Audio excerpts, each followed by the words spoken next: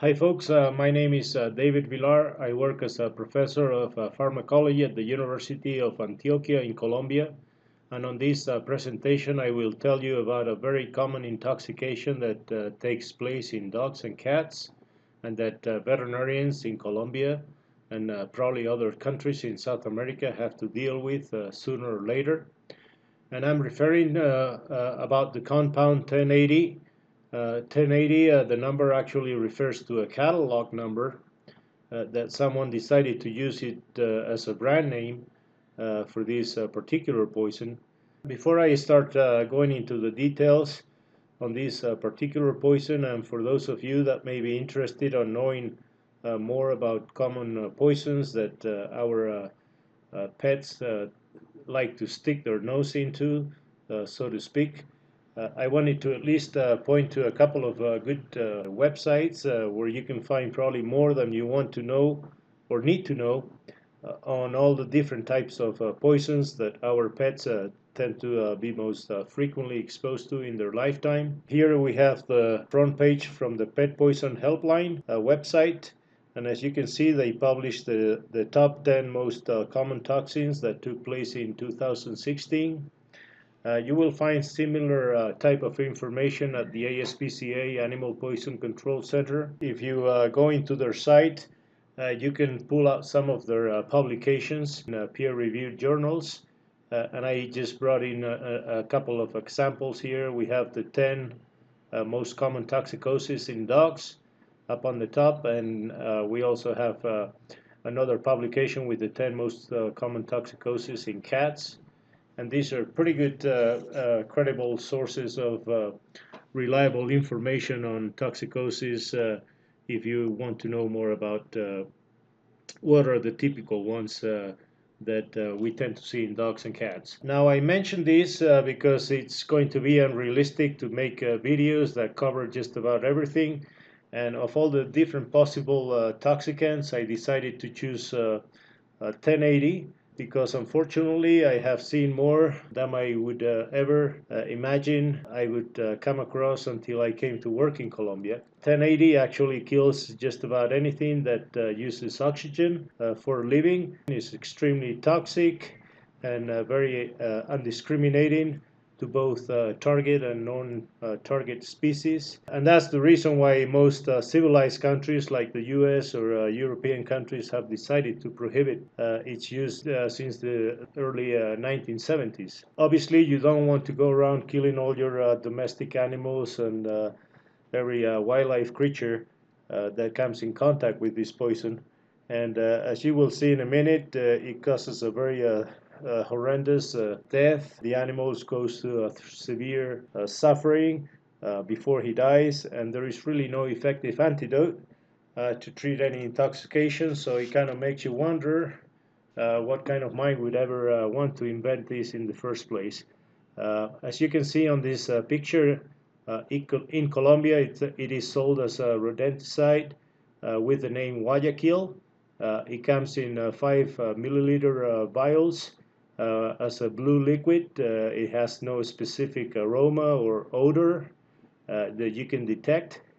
Obviously, I would imagine it must be very attractive or at least tasty to rodents. And obviously, if a rat is going to ingest it in a bait or drink it straight plain out of the vial, you can bet that any dog will probably want to give it a try.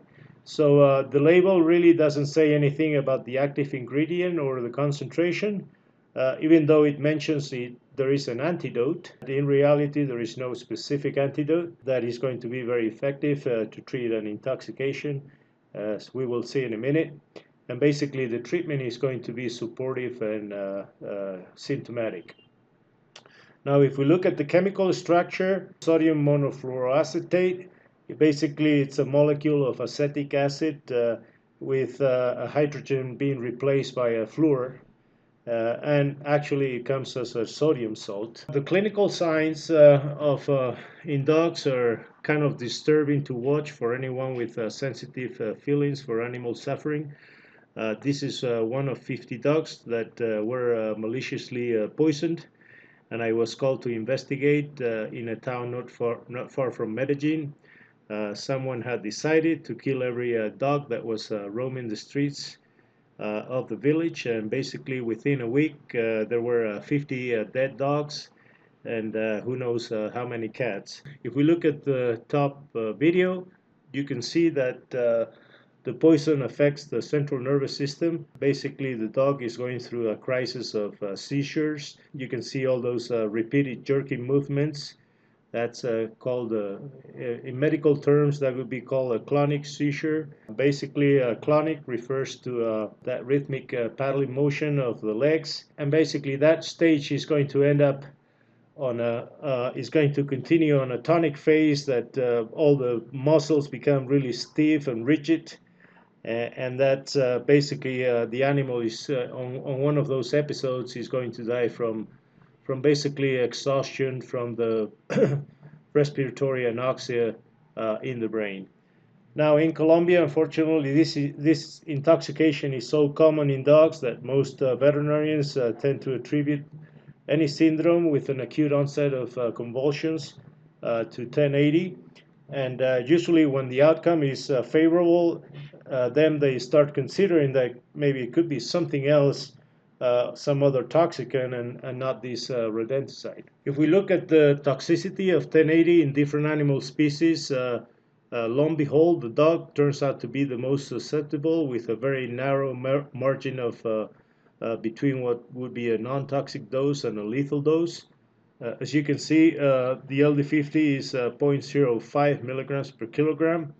And if you recall how the LD50 is interpreted from the earlier video, anything that fell below a dosage of 5 milligrams per kilogram of body weight was considered extremely toxic according to the EPA scheme for classifying the acute toxicity of any substance. Interestingly, if you look at the target species for this chemical, in this case rodents, they're the least susceptible of any of the species. As you can see, there is an estimated LD50 of 8 milligrams per kilogram for mice, which is pretty high if we compare it with the other animal species. Now, the reason why this chemical is so toxic can be easily understood when we look at the mechanism of action. Basically, it's going to block the production of energy or respiration within the cell. There are two different theories. The most common one, or the classic one that we see here, it's the one you're going to find in most textbooks. It's called the lethal synthesis. Because basically fluoroacetate combines with oxaloacetate on the Krebs cycle, and it's going to form a fluorocitrate, which basically acts to inhibit the enzyme aconitase in the cycle. So the net result is that the animal is going to suffer from a loss of cellular respiration. Basically, we could say that fluoroacetate becomes what we could call a suicidal substrate for the enzyme. There is a really very short delay between the ingestion and the appearance of clinical signs, and this is because the molecule is converted very quickly within the cell. You get the lethal formation of this fluorocitrate very rapidly, and that's going to become really important if we want to save the animal. We're going to have to act very quickly in order to enhance the chances of basically being successful with our treatment. Now, there is an alternative theory. It doesn't really have as much support, but it could probably explain why giving acetate is not very effective, as would be expected as a potential antidote. That theory is shown here, and supposedly, as you can read, the transfer of acetate through membranes in the mitochondrial system of the cell is mediated by a carrier system which is blocked by fluoroacetate, thereby depleting the fuel source for the citric acid cycle. What I can tell you is that the outcome is going to be the same, whether it's one theory or the other. Basically, the Krebs cycle is unable to produce energy, and the two organs that cannot tolerate depletion of energy in a short term are going to be the central nervous system and the heart. So in dogs, basically we're going to see predominantly central nervous system. But if we go to other species like cows or horses, it's basically going to be the heart, the most sensitive organ, and that's the one that is going to stop first. I've seen videos, I haven't come across any case, but I've seen videos of horses, and basically they show really very little or no nervous signs. Now, when it comes to diagnosing the intoxication, there is really no methods to confirm or detect the chemical, at least in Colombia, whether it's a live animal or a dead animal. So basically, we're going to have to rely heavily on the history of the exposure and the clinical signs. And I'll tell you that even when there are many other poisons that are going to produce convulsions, there is one thing unique or characteristic with the progression or course of this intoxication, and you can see that on this table. Prior to the stage of convulsions, there is a period of about 10 to 15 minutes in which the dogs are going to be running and yelping like crazy. And as you can see here, they describe it as an initial phase of extreme anxiety, frenzy activity, running, howling, hyperesthesia, and non-responsive to external stimuli. And this is actually critical to make a tentative diagnosis, because other toxicants like strychnine or even some of the chlorinated insecticides that we still have in circulation in Colombia, they don't tend to produce any of these signs preceding the stage of seizuring. So when I investigated that one case with the 50 dogs that eventually end up dying, all the witnesses, the first thing they were pointing was to this extreme agitation phase. The animals were having running fits and they were howling like crazy. And obviously the people from the town had not really been seeing anything like that before, so they were pretty alarmed. Now the animals, I'll tell you that the animals that I have necropsy, they when there was a clear history of exposure, I could tell you that there is no specific lesions on any of the organs. Usually the stomach and the colon are empty, and usually it's because these animals have been repeatedly vomiting and basically emptying all their bowel contents. And the other thing is that apart from the clinical signs, if there is a laboratory that can analyze the levels of citrate in serum, these will usually tend to be about 2 to 3 times higher than what will be the reference range. And because citrate binds calcium, the ionized form of calcium rather than the total calcium will also tend to be decreased. And this is actually important because part of the treatment includes restoring the calcium levels back to normal. So finally, I want to say a few things about the treatment options that we have available. And you will find a lot of controversy on whether ethanol should be used or avoided in treatment protocols. Now, the first thing to know is that there is no specific antidote, as I mentioned before. So the dilemma is whether to use ethanol or not to use it. And basically, all that controversy comes from this paper that was published back in 1951. And as you can see here, they show that the LD50 of 1080 in mice was raised 3 times when they used both chemicals, 1080 and ethanol together. When you give them simultaneously, you have to use 3 times more 1080 to kill the animal. However, if we continue reading, they did the same thing, and that beneficial effect of the acetate, the ethanol, or the combination decreased really quickly with increasing time after the administration of 1080. And this was done in mice. So the conclusion from this study was that in treating 1080 poison dogs, ethanol and acetate had some antidotal effect when administered immediately after the 1080.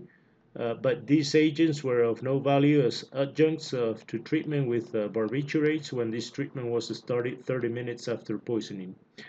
By the use of barbiturate therapy, And by starting treatment half an hour or 3 hours after poisoning, 100% of the dogs poisoned orally with 2 times the LD50 were saved. When the treatment was started half an hour or 3 hours after the oral poisoning with approximately 4 times the LD50, 80 or 17% of the dogs respectively were saved.